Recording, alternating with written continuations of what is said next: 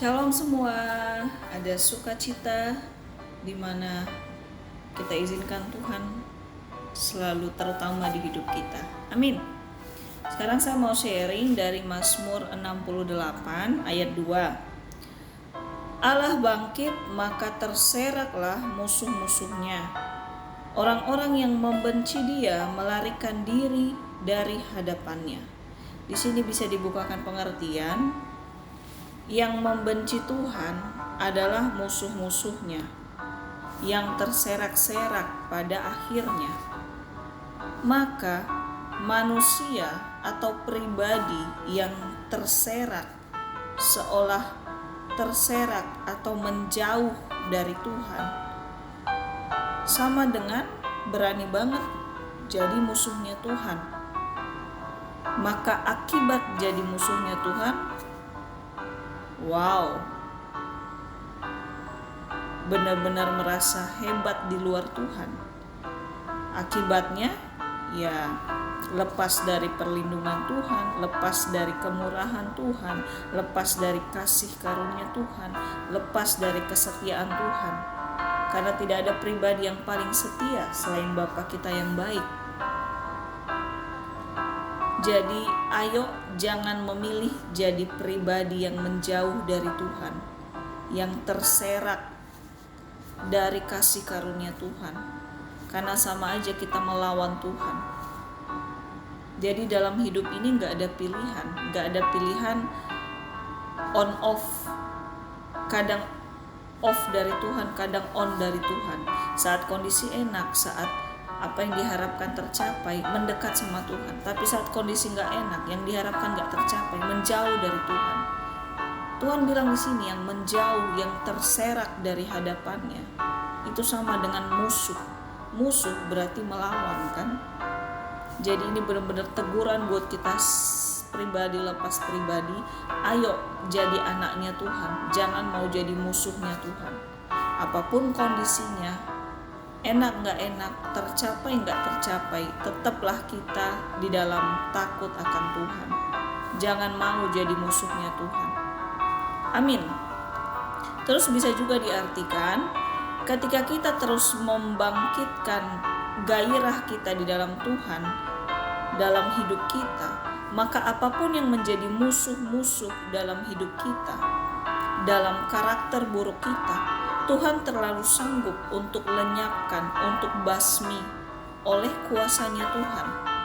Jadi ada dua pengertian tadi. Kalau terserak atau menjauh dari Tuhan sama dengan pede banget jadi musuhnya Tuhan. Dan bisa juga ketika Tuhan benar-benar kita andalkan di hidup kita, musuh-musuh kita, musuh secara jasmani yang membenci kita, yang ingin menjatuhkan kita, yang mencemooh kita dari depan atau belakang, termasuk musuh diri kita sendiri, karakter kita, sifat kita yang gak baik, yang melanggar firman, yang merugikan sesama kita, bahkan merusak diri kita sendiri. Sifat-sifat itu, niat-niat jahat orang juga, itu bisa dilenyapkan, dihancurkan sama Tuhan hanya dengan kuasanya. Bagaimana kuasanya nyata? Kalau kita tetap hadirkan Tuhan, kita tetap berharap sama Tuhan, jangan kita matikan gairah kita di dalam Tuhan. Mungkin pernah agak melempem dikit, tapi ayo bangkit lagi.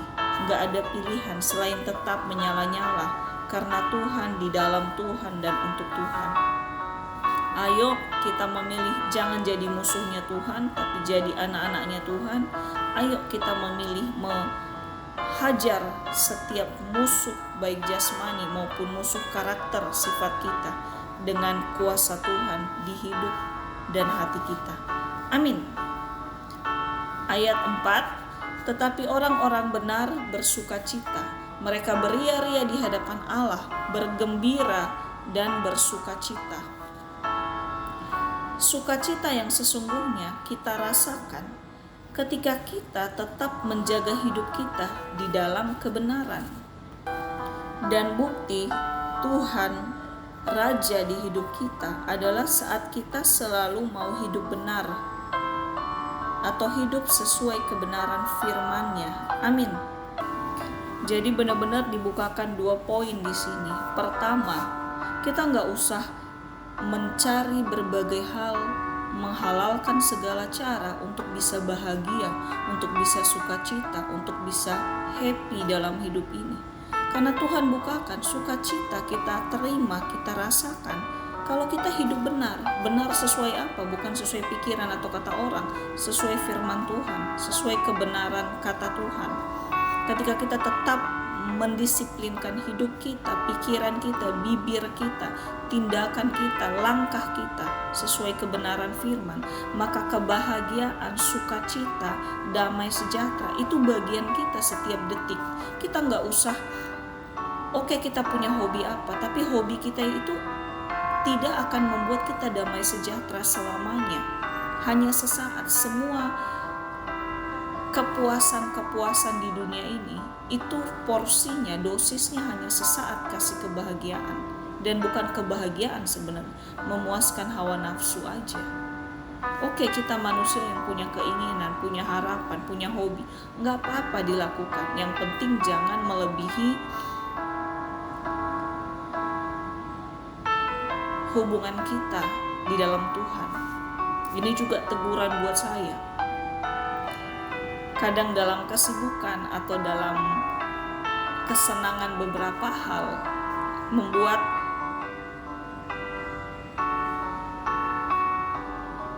hubungan yang benar-benar intim atau dekat sama Tuhan agak tergeser. Ini juga teguran buat saya. Dan Tuhan bukakan di sini, tidak ada kebahagiaan, tidak ada sukacita di luar hidup benar di dalam Tuhan.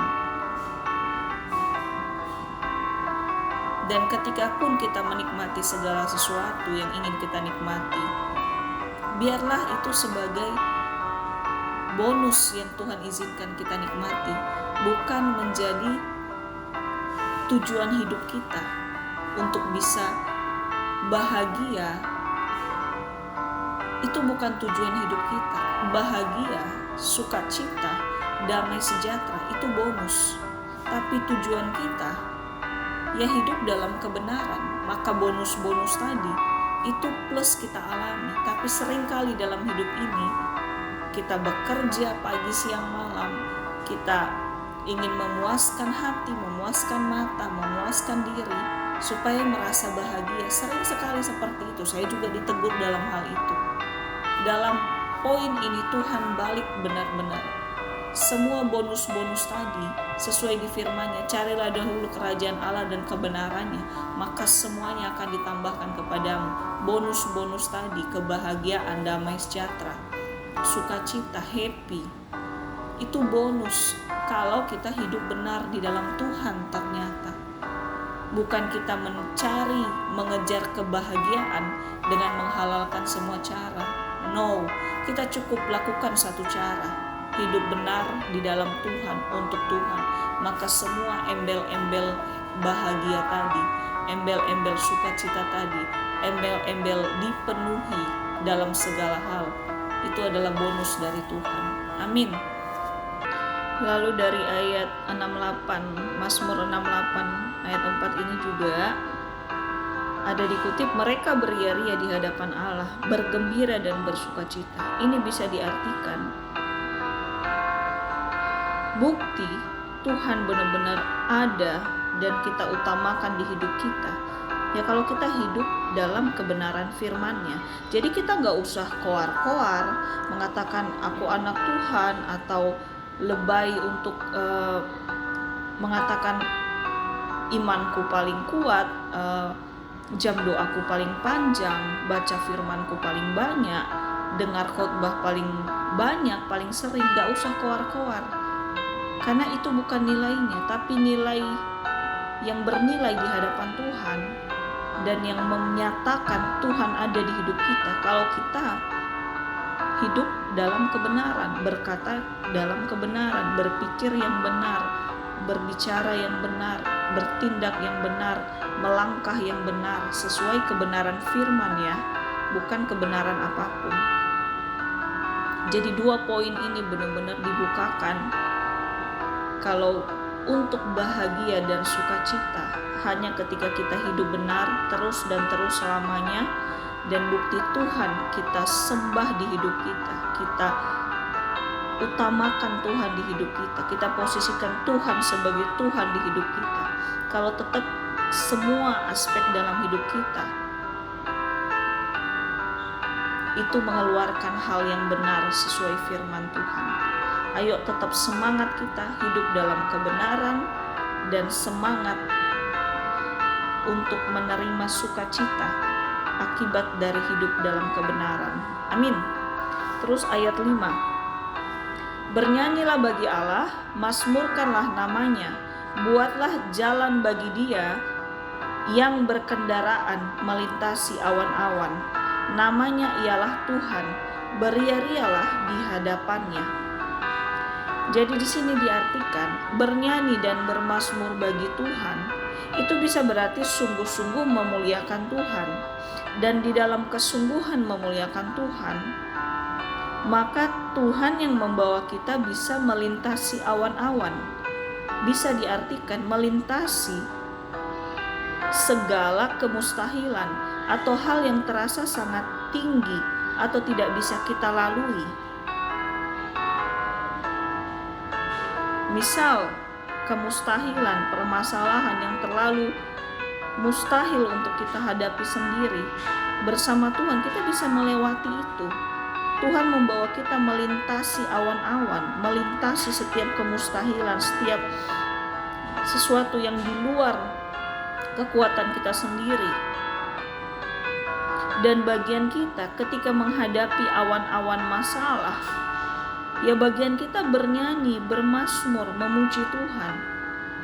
Dan ketika kemenangan pun akhirnya kita terima, kita menang melintasi awan-awan kemustahilan, awan-awan pokok-pokok masalah di hidup kita. Ya bagian kita memuji, bernyanyi, beria-ria, menyembah Tuhan. Jadi poin simpelnya di sini, dalam kemustahilan atau masalah apapun, ayo kita pilih sikap hati, sikap hidup tetap memuji Tuhan. Karena dalam pujian penyembahan kita, kuasanya memampukan kita melintasi awan-awan kemustahilan dalam hidup kita. Dan ketika kemenangan kita alami atau kita bisa melewati setiap awan-awan kemustahilan tadi, bagian kita tetaplah memuji dan bersyukur di dalam Tuhan. Tuhan gak butuh apapun dari kita. Tuhan butuh hati yang menyembah, hati yang memuji Dia selalu. Jadi mari kita memuji Tuhan bukan berdasarkan perasaan kita atau pikiran kita, tapi benar-benar itu prinsip yang tidak bisa diganggu-gugat. Karena kalau berdasarkan perasaan kita bisa salah, bisa terombang-ambing sesuai keadaan. Pikiran juga bisa salah, bisa terombang-ambing sesuai dengan keadaan. Tapi prinsip tidak boleh diombang-ambing oleh apapun. Jadi prinsip hidup kita tetap memuji Tuhan. Ada tidak adanya masalah, ada tidak adanya kemustahilan, tetap bagian kita memuji Tuhan dan bersyukur apapun keadaannya. Karena Tuhan Yesus mengasihi kita apapun keadaan kita juga. Amin. Ayat 9. Bergoncanglah bumi, bahkan langit mencurahkan hujan di hadapan Allah. Sinai bergoyang di hadapan Allah, Allah Israel. Jadi bisa diartikan di sini, terkadang setiap mukjizat atau terobosan bisa saja diawali goncangan terlebih dahulu, bisa saja diawali tantangan atau seolah kemustahilan yang lebih terlebih dahulu. Tapi di sini dibukakan. Makanya di ayat ini dikatakan bergoncanglah bumi, bahkan langit-langit mencurahkan hujan di hadapan Allah. Jadi bisa saja ada goncangan terlebih dahulu, tetapi curah hujan mujizat Tuhan tetap bisa mengalir. Jadi kita gak usah kaget. Kenapa di awal-awal terasa berat, terasa susah, terasa ngos-ngosan? Ya itu adalah proses hidup. Tapi percaya aja, di dalam Tuhan selalu ada jalan keluar. Di dalam Tuhan selalu ada hujan mujizat, hujan kemenangan, hujan damai sejahtera. Hanya karena Tuhan dan di dalam Tuhan. Jadi kita jangan berhenti di tengah jalan Apapun tantangan, apapun kemustahilan, apapun segala sesuatu yang tidak masuk akal untuk kita alami, kita jangan berhenti di tengah jalan. Jangan ada koma di hidup kita, tapi terus maju sampai titik akhir kehendak Tuhan kita alami di hidup kita. Tetap semangat, pasti ada hujan kemenangan di balik setiap kekeringan, kemustahilan. Amin. Terus ayat 36, Allah adalah dahsyat dari dalam tempat kudusnya, Allah Israel. Dia mengaruniakan kekuasaan dan kekuatan kepada umatnya. Terpujilah Allah. Jadi di sini diartikan setiap kita sudah diberikan kuasa, kekuatan. Kekuatan siapa? Kekuatannya Tuhan di hidup kita. Untuk melakukan kehendaknya Tuhan juga, bukan kehendak kita. Jadi kadang salah kaprah. Kita merasa kita anak Tuhan dan kita berkuasa untuk membalas dendam sama orang. Kita berkuasa untuk menekan orang yang lebih lemah dari kita. Lemah kekuatannya atau lemah penghasilannya. Atau lemah kuasanya, lemah kedudukannya. No, itu akan jadi bumerang dan Tuhan tidak suka akan itu. Tapi setiap kekuatan dan kuasa yang Tuhan kasih, kita aplikasikan untuk apa yang benar menurut Tuhan. Bahkan itulah gunanya setiap saat kita memulai hari kita di dalam doa, di dalam persekutuan sama Tuhan.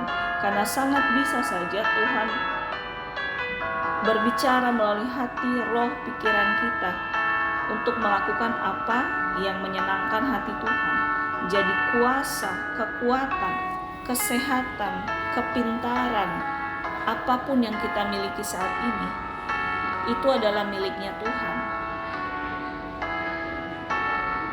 Kita hanya tempat titipan, semua miliknya Tuhan. Dari A sampai Z di hidup kita, miliknya Tuhan.